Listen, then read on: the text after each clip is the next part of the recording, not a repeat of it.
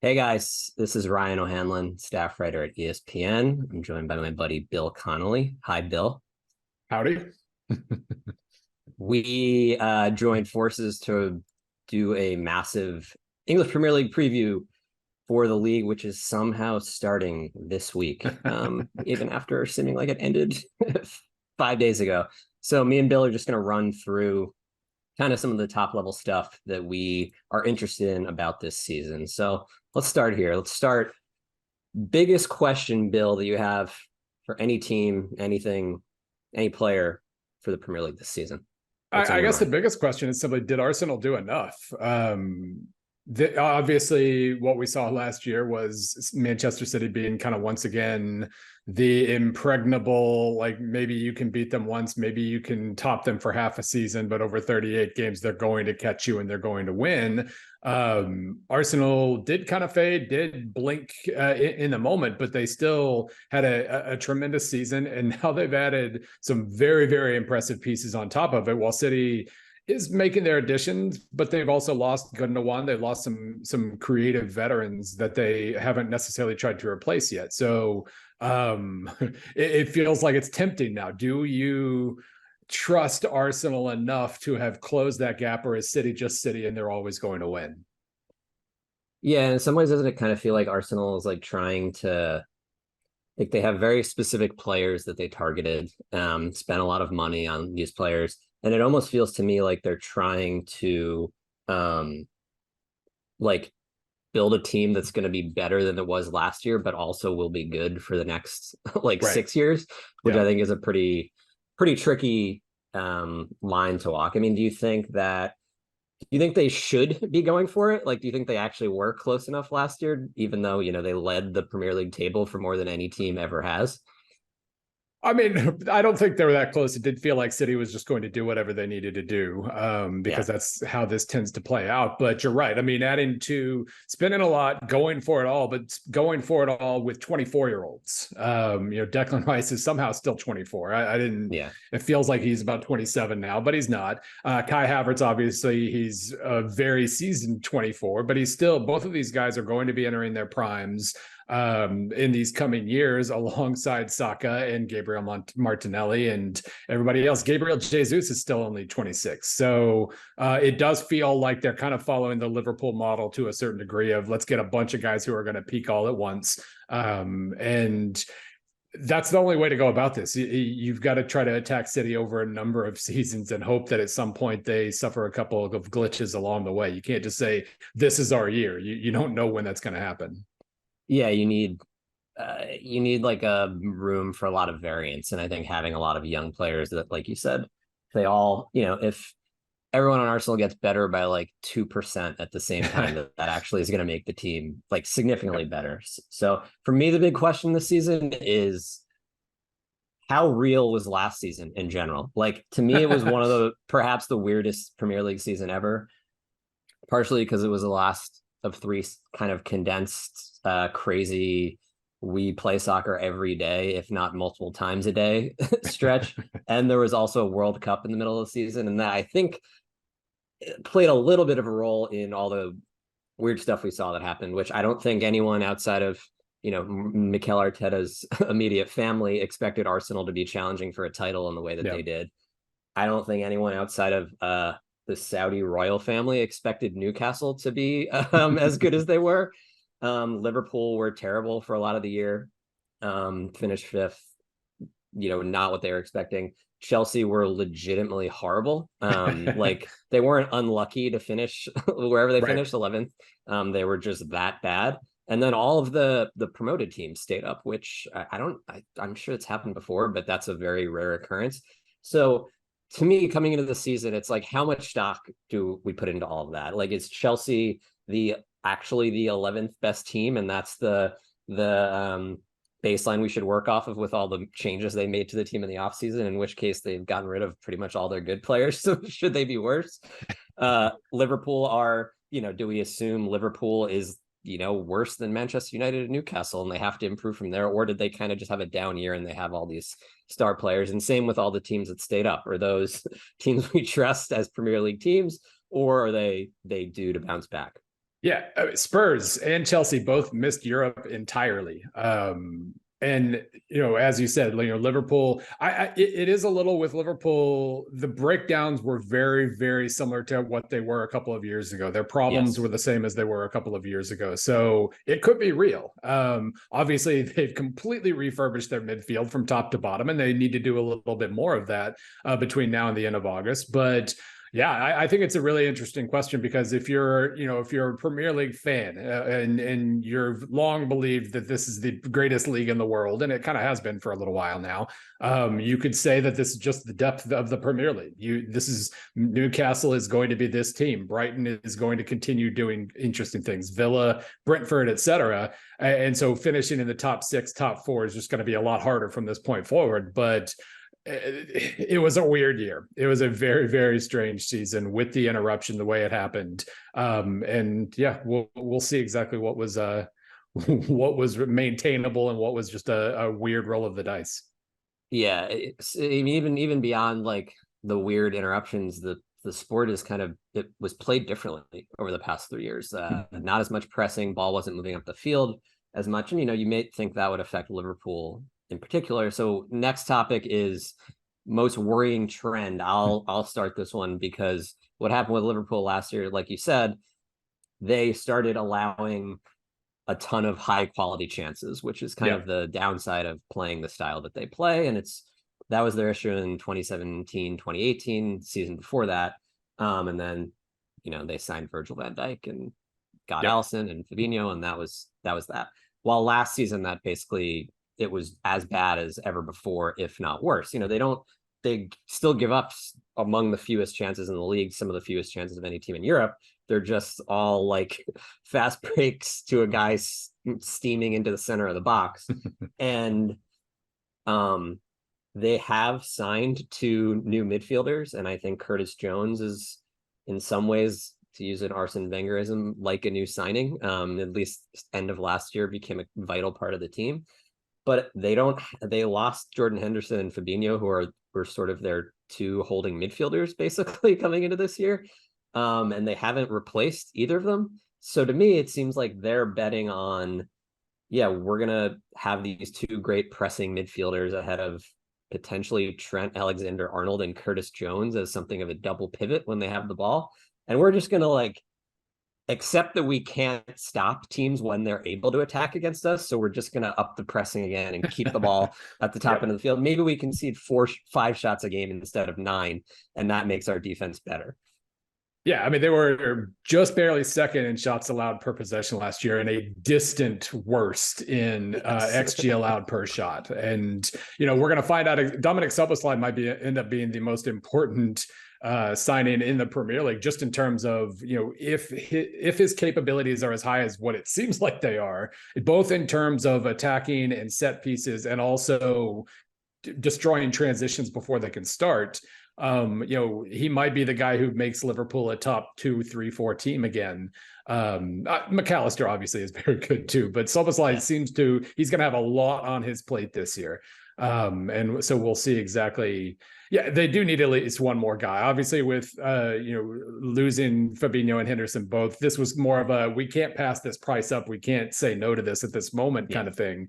And now they got to go out and make another deal. So we'll see exactly how that plays out. For me, honestly, the most worrisome trend is just simply how much you now have to spend to finish 16th in the Premier League. And the number of checks you have to write in, it's really hard to have a measured plan and execute it over a couple of years. I think that makes for a lot of desperation moves. It certainly did last year, and we'll see exactly who can kind of navigate those waters.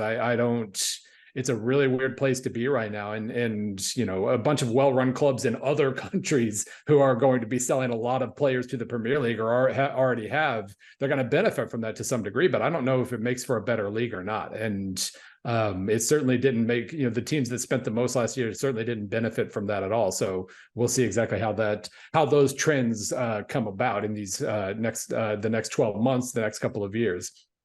And oh, go ahead. Well, since we shifted back to the transfer market or transfer window staying open during the first 4 weeks of the season. Yeah. From what we know about Premier League teams, especially now that they have all this money that you're talking about, I think we could be due for a lot of panic buying over the next couple weeks for teams. Especially if Tottenham waits another 4 weeks and then says yes to selling Harry Kane for an extra 10, 20 million or whatever they get out of Bayern. They're not going to have any time to spend that money. So yeah, it's going to be that last week is going to be particularly fraught, I think, with poor decisions in short amounts of time. So given all of that, it's maybe a little tricky to kind of project this, but who's getting relegated this year? Well, we did take a vote for the piece that we wrote. We kind of just combined our opinions on the matter and gave a little point total, and we ended up with poor Luton Town. Yeah. It's been a long time. I know the transfer market values are kind of unreliable for one reason or another, but I like kind of referring to them occasionally just out of curiosity. And there hasn't been a team worth 59 million euros total in terms of that transfer market value since 2015. 2014-15 Burnley was just slightly below that, and they got relegated very easily. And the average value of Premier League clubs has more than doubled since then.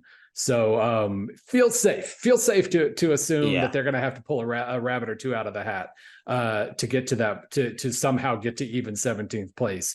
But beyond that, we also voted on Sheffield United and Bournemouth, even though neither of us actually had Bournemouth in the bottom three. We both had them in the bottom four, I think, and that ended up making the difference. Yeah, it raises an interesting question of, do we trust ourselves or should we trust the combined knowledge that we put into the list that made us both realize that Bournemouth is actually getting relegated? Yeah, I think Luton Town, it's soccer. Weird stuff happens. Huddersfield stayed up for a year or 2 years. I forget how long it was. But they weren't one of the best teams in the championship, as evidenced by them needing the playoff to get in. And they just haven't upgraded the team really at all. They're the team in the Premier League that is not spending like they have Premier League money. We'll see if they change their mind, but changing your mind now is not really a good sign. And yeah, I think we both sort of feel the same way about Sheffield. And I had did I have Bournemouth? Yes. No, I had Forest being relegated. I think Forest and Bournemouth were both pretty bad last year, probably relegation level teams. They just got results. We talked about this off air. Bournemouth in the sort of weirdest fashion imaginable of getting annihilated one week and then tying, one of the best teams in the league the next week and then losing to one of the other relegation teams the week after that. So, yeah, I don't know. To me, there's like, I don't know. I see Sheffield and Luton as kind of the favorites, bottom two. Yep. And then I feel like from 11th to 17th or 18th, wouldn't be surprised if any of those teams drop down. No, I mean, we had Fulham 12th, and I wouldn't be surprised if Fulham went down this year. They were a little fortunate last year, just in terms of close game success and things like that. But also their defense was really, really poor. And if that offense, if Mitrovic leave, however these next few weeks play out for them in terms of who comes and goes, if their scoring drops at all, the bottom could fall out pretty quickly. And they're 12th. We have them 12th. So all of those teams are in danger. I think with Forest in particular, it just got Forest and Bournemouth were bad in very different ways last year. Bournemouth was all over the place, and Forest just played like a team where none of the teammates knew each other, and because none of the teammates knew each other. And so if you think that there's any sort of rebound from the fact that they're only adding a few guys this year, and they're going to kind of now build around the core they bought last year, maybe that does make a difference. And I think it might, but overall, none of the bottom 8 to 9 teams are particularly safe, and this should be a really interesting relegation race in that regard. So what about the top 4 then? Top 4. I'm gonna I think City. I'm gonna go out on a limb and say they're a safe bet to finish top 4. When I can't even remember the last time they didn't finish top 4. 2015 or something like that. Anyway, probably before that. So I'm confident with City. I think Arsenal, it's an interesting question of, is Arsenal more likely to miss top 4, win the title? I would honestly probably say more likely to miss top 4. But I think that they'll still, I would say they're probably the second best team in the league in my estimation now. Liverpool, I think they sort of, you know, last year you were kind of just waiting for Klopp to figure out what players should be on the field and what collection together. It was just kind of weird because it's not like they're untalented, and he didn't figure it out, it seemed, until the last kind of 2 or 3 weeks of the or 2 or 3 months of the season. And they were fantastic the last 8 games or so. Once Trent Alexander-Arnold, once they were like, well, this guy's better at kicking a ball than anyone in the world, let's let him touch it 100 times a game. So I feel good about Liverpool bouncing back up. They feel like the team with the most variance to me for kind of reasons we talked about. Like the defense could just be terrible again, and then they finish sixth, or it could all click and they're just lights out on the attacking end and they finish second. They even, maybe get close to City. And then after that, I feel like I'm a little less confident in the fourth team. I'd give it to Manchester United right now. They just seem, I don't know, they seem normal for the first time ever. Like they're spending a lot of money on players, but it's like these guys are all young and we need players at these positions. We didn't get our heads turned by, trying to sign Luka Modric when he's 39 and act like that's going to fix our team. So I would say I would have Man U as the fourth spot. What do you think? Yeah, I think I agree. I mean, obviously, Newcastle could get better or at least maintain last year's form. Chelsea's vibes feel 1,000,000% different now, even though they have a lot of ground to make up. It's not saying much, though. Right. Obviously, a lot of teams are going to have a chance at the top four, but I feel better about United simply because they finished third last year with the wrong kind of keeper and no center forward. And now they have the right kind of keeper in Onana. And in theory, like we'll see what they have at center forward. Obviously they've been making eyeing a couple of guys in particular. And I don't know, being that, things change by the minute, I'm afraid to actually say who it is because, it could change between now and the time this goes up. But regardless, they are making those moves and they were already third. So I do feel like they're probably the most likely for that number 3 or 4 spot, depending on how variance treats Liverpool. But you're right. Liverpool, just like a couple of years earlier, they figured things out in February, March, April, finished the year on a hot streak. And last time they did that, they plowed right into the next season and almost won every trophy imaginable. So you do feel like with the extra midfield push that they're semi-likely top 4. As far as Arsenal goes, I feel very tempted by them in the moves that they've made and the way that they've focused on building that core the right way. I did feel like they were really that good last year. They weren't as good as City, but it didn't feel like a fluke. They weren't riding a crazy hot streak or a big run of luck. It just felt like they were really good. And now they're even more talented and the pieces fit in a way you can see. So I am tempted by them to make some brash, foolish title prediction.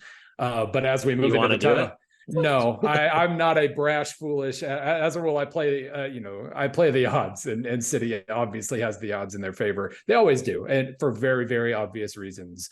So I am personally picking City to win the title. I'm pretty sure you are too, unless you want to go all the way with Liverpool or something here. No, I've tried that in the past and been burned every time I've tried it. So missed the 1 year that City didn't win, unfortunately. Yeah, I mean, is there any outside of so there's I think there's a decent likelihood that one of these teams other than City has sort of an positive variance like we were talking about, right? Like maybe they just finish a lot of their chances. They have a keeper that plays great. Opposition, attackers just can't find the net for whatever reason. That happens every year, and there's enough of a cluster of teams, right, that we maybe should even expect one of them to kind of bounce up and kind of outperform their performances. I guess that doesn't really make any sense. But so I don't feel comfortable picking what team's going to do that, but I think that'll probably happen. But yeah, I don't know, with City, it's just like they have probably the 2 best players in the league by like a decent amount.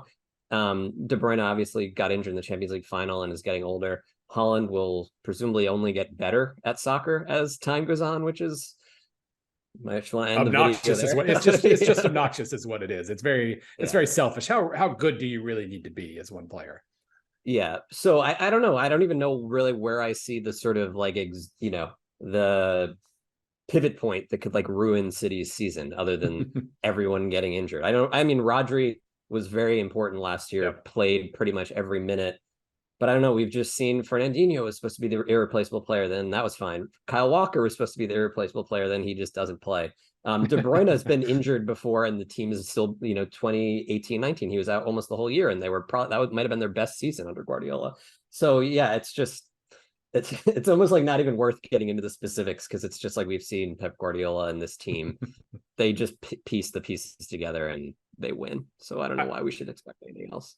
I will say, if they end up losing Silva here down the stretch in this transfer window, I might be able to talk myself into something stupid. But as things currently stand, no, it's City. It's always City. As far as variance goes, though, looking at the teams that we didn't pick for the top four, I do feel like in terms of just raw upside, Chelsea probably has the most. Yes. And they're gonna be running for Poch. We'll see if they're running for Poch in 2-3 years. But you've got a whole bunch of young guys who know how to run very hard and make things very difficult and disruptive for the opponent. And now they have Nkunku, who can actually score. So they have a lot going for them, or at least a lot more than they did last year.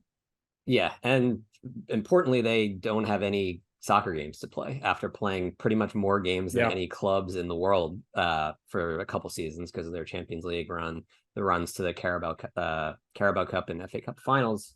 So they have that going for them. What they don't have going for them is Liverpool don't have defensive midfielders, but they have midfielders. Yeah. Chelsea have maybe 2 midfielders on the entire roster. Yep. So we'll see how that goes.